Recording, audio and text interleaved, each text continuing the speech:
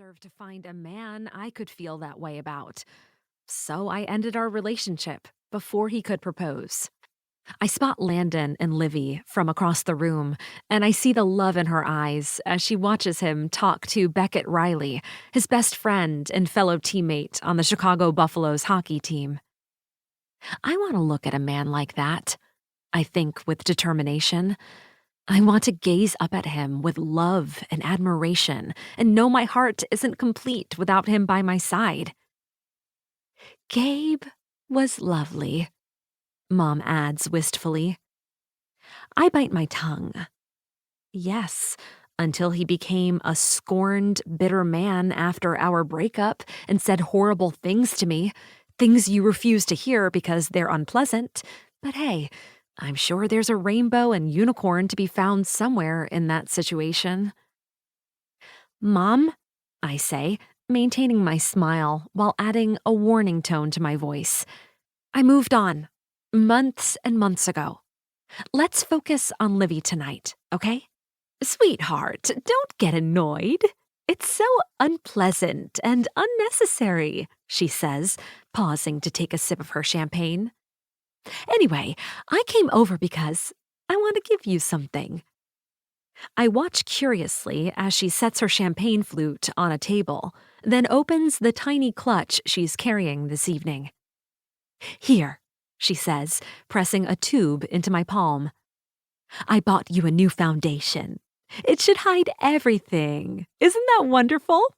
I watched a YouTube tutorial on how to cover freckles with it, and you should see how the girl made over her skin. She looked flawless, Collins. I know how much you want that.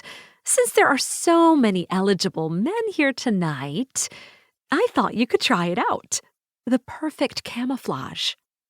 I stared down at the tube, my fingers curling around it. I'm on the verge of exploding. Something to hide my face full of freckles?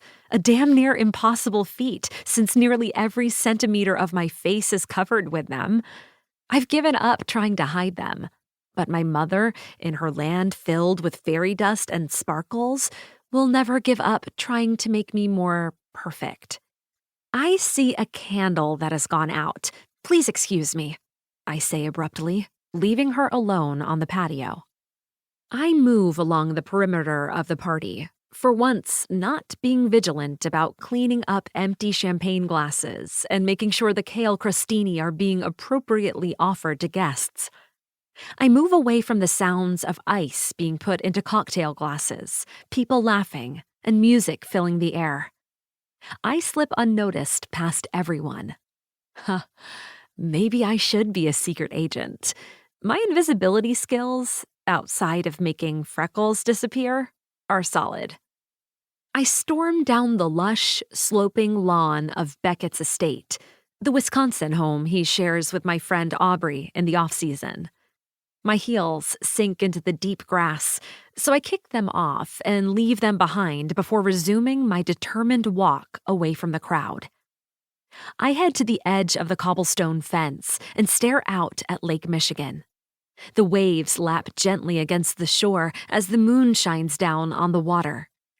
I gaze down at the tube of foundation in my hand, and since I'm far enough away from everyone, do what I came here to do. I hurl the tube of foundation over the wall and toward the water.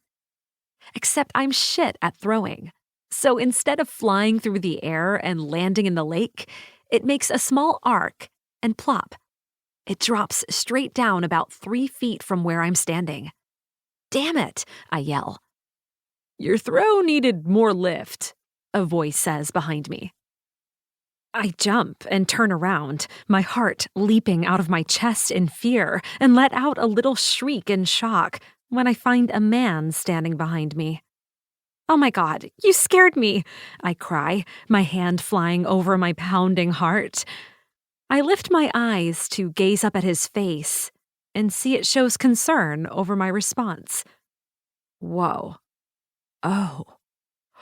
Oh my. Hello.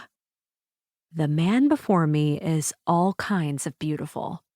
I quickly assess him as I try to catch my breath.